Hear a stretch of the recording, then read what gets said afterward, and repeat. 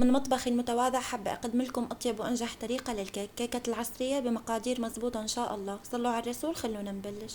أول شي رح نسمي بالله. بدي 5 حبات من البيض بدرجة حرارة المطبخ، رشة ملح، معلقة خل أبيض. رح أخفقهم دقيقتين ليصير عندي لون البيض فاتح. رح أضيف 6 فناجين من القهوة عيار السكر، معلقة من الفانيليا، معلقة من برش البرتقال. رح أخفقهم 5 دقايق ليذوب السكر بالكامل ويصير عندي قوام الخليط بهذا الشكل. رح أضيف نص كوب زيت نباتي، نص كوب عصير البرتقال، 6 معالق من اللبن بدرجة حرارة المطبخ، وأخفقهم دقيقتين لتندمج عندي المكونات. رح أضيف معلقتين من النشا، ذرفة من البيكنج باودر يطلع 18 جرام. هون رح أبلش أضيف الطحين. مبدئيا رح أضيف كوب وأبلش أخفق ليندمج عندي على سرعة هادية.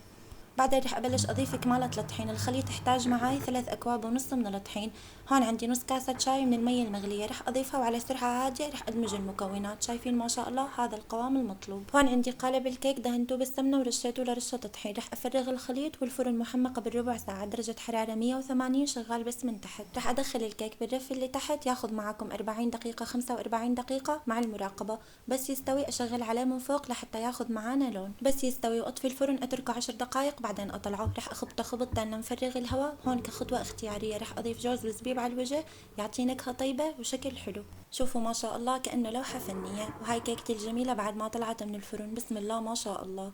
رح اتركها بالقالب لحتى يصير الكيك معنا فاتر، بعدين رح اقلبه. هاي النتيجة النهائية. بس تجربوها، انا متأكدة انه رح تعجبكم لانه ان شاء الله مقاديرها مزبوطة ورح تنجح معاكم من اول مرة. ما شاء الله يطلع معاكم الكيك قلبه هش وسفنجي وغير شكل. اذا عجبكم الفيديو حبايبي لا تنسوا الاعجاب والمتابعة. اكتبوا لي رأيكم. بالعافية.